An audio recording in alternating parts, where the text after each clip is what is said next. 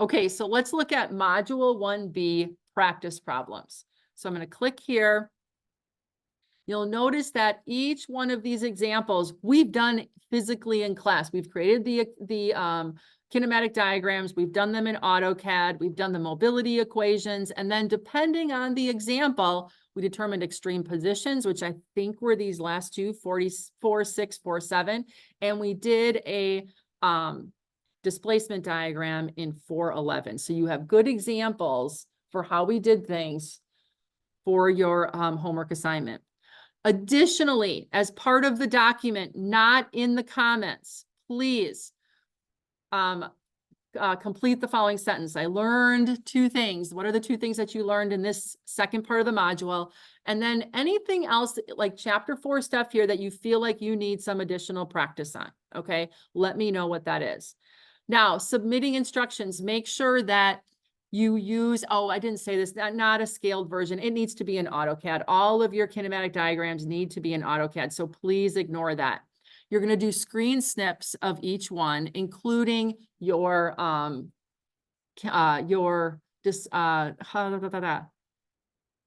mobility equations. No clicking. Nobody should be clicking.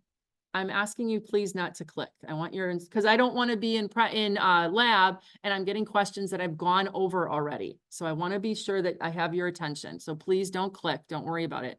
So AutoCAD diagrams, and make sure that you add the mobility equations for each one of these, and then whatever we did during our practice. And then you're going to be submitting those. Remember, this is 0 or 10 points.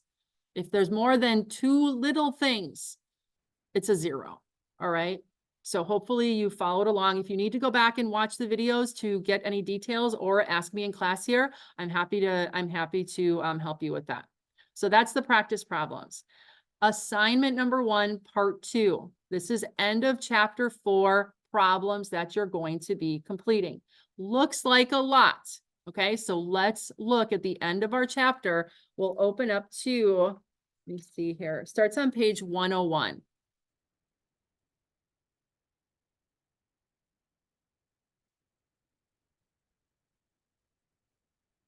In the second column, you're going to find problem 4.5.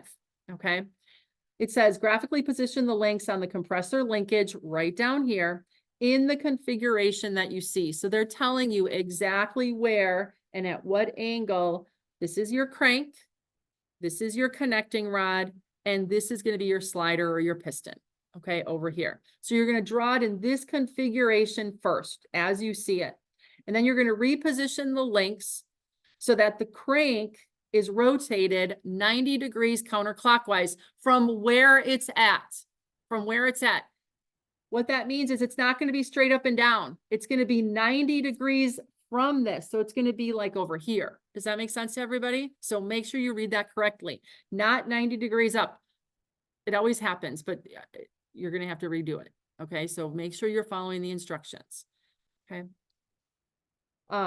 And then determine what the resulting displacement is. So from where this is at here, by rotating it counterclockwise 90 degrees, it's going to pull the piston backwards. What is that displacement? Okay. You have to then measure that, put a dimension on there. You need to add all of your link labels, all of your pin labels.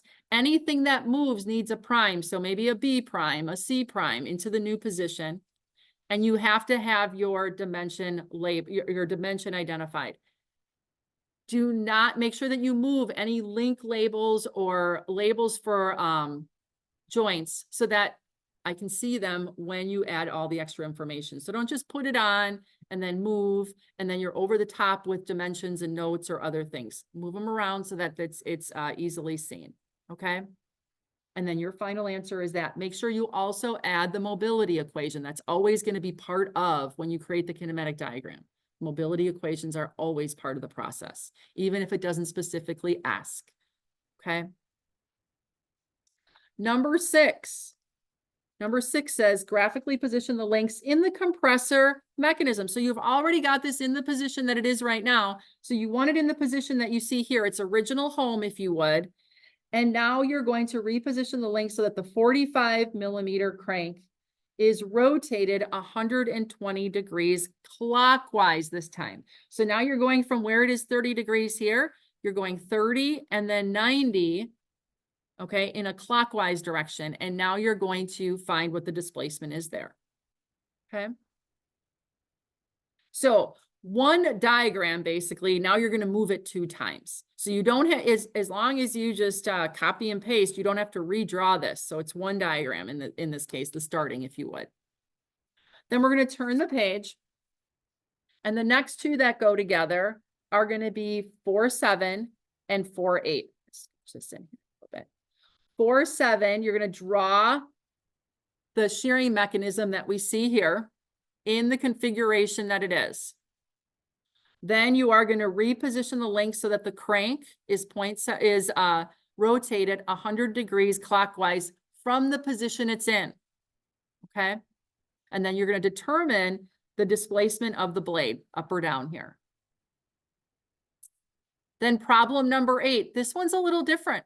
It says you want to position, you know, the way that you see it here, but now you're going to reposition the link so that the blade is lowered by 0.2. So whatever this value is here, you're going to move the blade down 0.2.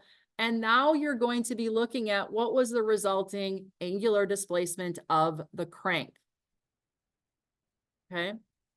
Make sure you do not dimension that as a distance. Like so often this will move to whatever the new position is and somebody will just draw a linear dimension between those points. No, no, no, no. This is an angular displacement this time, not linear. Sliders are linear dimensions, like links that are constrained to rotate about a fixed center. Those are going to be angular displacements. Okay, make sense? Okay. So that's going to be, so these 2, again, one diagram essentially, and then you're just moving it 2 different ways. Once for 4-7 and a second time for 4-8. All right. Link labels, joint labels, mobility equation for each. Okay.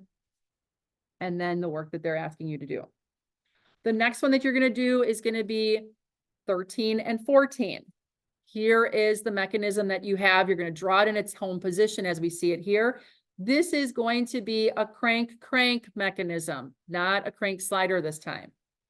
And now what you're going to do is you're going to reposition the link so that it rotates 30 degrees, the crank, which is over here, 30 degrees clockwise. And you want to know what the resulting throw is of the crushing ram. Okay. And then 14, similar problem. You're going to reposition the link so the crank is 150 counterclockwise this time. And then the angular displacement of that crushing ram. Again, not a linear dimension. This is rotating about a fixed center. So it's an angle that we want to know. Right. So those are basically 3 diagrams, all right, that you're working with. You start with 3 main diagrams, and that gets us, let's look back over here. That gets us all the way to 14. Okay, so that's there. So let's look at 56, 57, and 58. Those are found on page 106, couple pages down. So notice that the section here is called limiting positions. 56 says graphically position the links on the compressor mechanism, the first one that you did, in its limiting positions and find the stroke. Okay, so we're going to go back to this one, which you already drew. All right, already drew, but now you want to know what is the furthest point out and what's the nearest point in. That's an inline crank rocker, or I'm sorry, a crank slider. All right, stroke, limiting positions and what the stroke is. All the appropriate dimensions like we did in our practice problem, which I think it would be 4-7 was the one that was like this. You're going to find the limiting positions for the slicing or shearing mechanism that we see here. What's the furthest point down? What's the furthest point up? Okay, this one is offset. It's a little bit different, but I think we did one like this as well. I think it was 4-7 would be a good one that you could use for that. And then 58 is going to be the limiting positions here. But this time, instead of a linear dimension for stroke, it's going to be the throw, okay, of what we have here.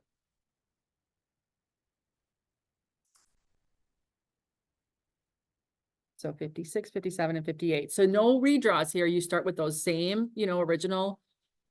And now you're just finding the limiting position of each. And then the last one that you're going to do is you're going to do a displacement diagram for the compressor mechanism in 4-5. So you want to graphically create a displacement diagram. So you're going to go back to that compressor mechanism, inline compressor mechanism here. You're going to put your values in the spreadsheet, okay? And once you have them in the spreadsheet and it creates the displacement diagram for you, you are then going to, I have to get to the assignment. You are then going to draw it in the 30, 60, 90, 120, 150, and 180 degrees from whatever side you decide to be on. So if you want it to be all the way to the right is your 0 or all the way to the left, I don't care. Identify one of your limiting positions along that stroke to be your 0 degrees. Once you identify that, you're now going to move that crank 30 degrees, counterclockwise, clockwise, doesn't matter to me. This is an inline, so it's going to be a mirror image, whichever way you do it. Then you're going to do it 60, 90, 120, 150, and 180. Whether you want to put them on all one diagram, like we did on this example, okay, you want to be able to differentiate those, okay, some way, somehow. Or if you wanted to do it in the fashion that we did it, if we look back at, oopsie,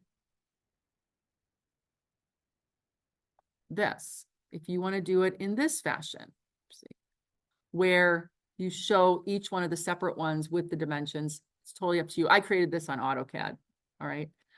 Up to you. So if you don't like how it looks when they're all on the same one, it's okay. As long as I can see the different colors and or line types, I'm okay with that. As long as I can differentiate and we can see whatever the dimensions are that correspond to the angles. Does that make sense to everybody? So it would be then a screenshot of this, and it would be a screenshot of your L2, your L3, your stroke, and the values here. You might have to do like maybe 2 screenshots here because it might be kind of small for me to see to zoom in, but you can use the Excel spreadsheet here as your like answer key, if you would, for whatever your, did I say 30, 60, 90, and so on, okay? Now, you'll also notice as part of, as part of Assignment 1, Part 2, there is an answer key. So if we click on this, you're going to notice that you have the answers. So when you get your final answer and you do your dimensioning, verify it's the same. You still have to show your work, but this will let you know if you're on the right track and if you drew it correctly and if you get the right numbers. Does that make sense to everybody? I think I have an extra problem down here. You don't need to do the displacement diagram for 71. That's not part. I took that one off. I think this is enough with especially with the graphical construction that you guys have to do. Okay. So any questions? All right. So virtually, I'm just going to check with you guys. Do you guys have any questions at all on Module 1B, practice problems, or assignment part 2? Okay, looks like I'm goods on here. So, okay.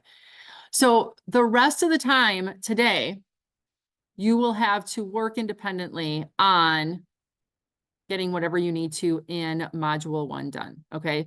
First priority should be probably, if you haven't done so already, the first part here, the Chapter 1 stuff, and then moving on to the Chapter 4 stuff. Once we're done with class here, I'll be able to then upload the recordings that I did today, and then you can reference those as needed. Otherwise, I'm here for you till our session ends. Okay, so I am going to